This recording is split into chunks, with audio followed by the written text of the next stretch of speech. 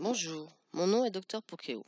Je suis chiropraticien et je fais des recherches au microscope de champ obscur. Ce dont j'aimerais discuter avec vous aujourd'hui, ce sont les effets de la déshydratation et l'acidité dans le corps au niveau des paramètres de champ obscur.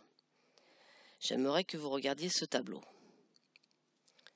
Le sang normal possède de beaux et ronds globules rouges, comme observé au microscope de champ obscur, qui font de 6 à 8 microns de diamètre et ils doivent flotter librement dans le plasma.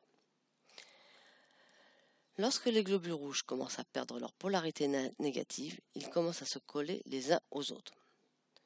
Ce processus commence avec un phénomène qui se réfère à la chaîne de protéines dans laquelle les globules rouges sont collés les uns aux autres, formant un collet de saucisse. Ensuite, ils s'empilent les uns sur les autres. Et la phase suivante s'appelle rouleau. S'ils continuent à se coaguler toujours plus, ils se convertissent en une boule de cellules que nous nommons réunion rétroactive ou bout de sang. Avec ça, la polarité change à la surface des globules rouges. Normalement, il devrait y avoir une charge nette négative à la surface du globule rouge. Quand il y a trop d'acidité dans le sang, cette charge nette se transforme en positive. Les négatifs attirent les positifs et les globules rouges commencent à se coller entre eux.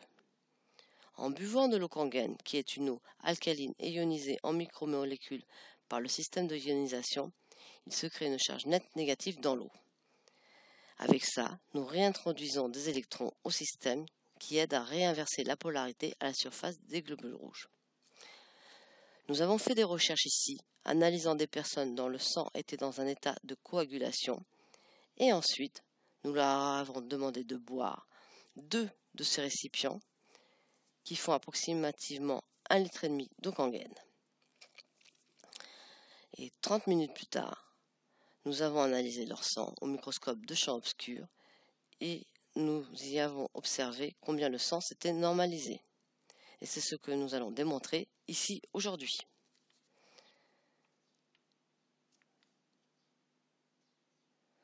Nous plaçons un échantillon de votre sang sur cette plaque que nous mettons sous le microscope.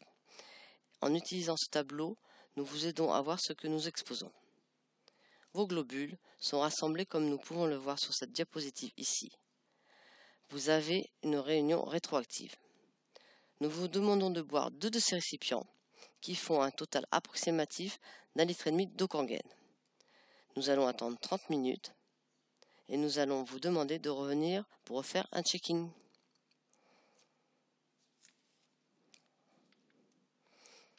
Comme je l'ai expliqué avant, le processus d'adhérence des globules rouges commence avec ce que nous appelons chaîne de protéines, dans laquelle chaque bout d'un globule se colle au suivant comme un collet de saucisse.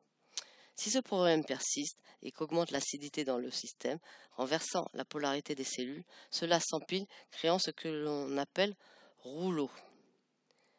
Et ce que nous voyons, c'est ce qui s'est passé.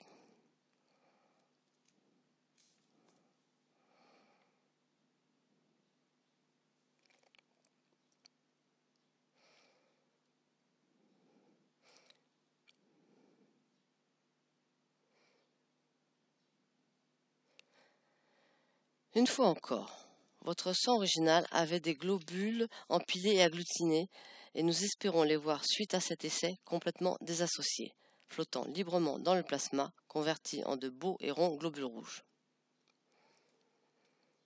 Ainsi, nous pouvons voir que vos cellules se sont complètement désassociées, après avoir bu l'eau Kangen qui, une fois encore, a restauré la polarité nette négative à chacun et à toutes les cellules.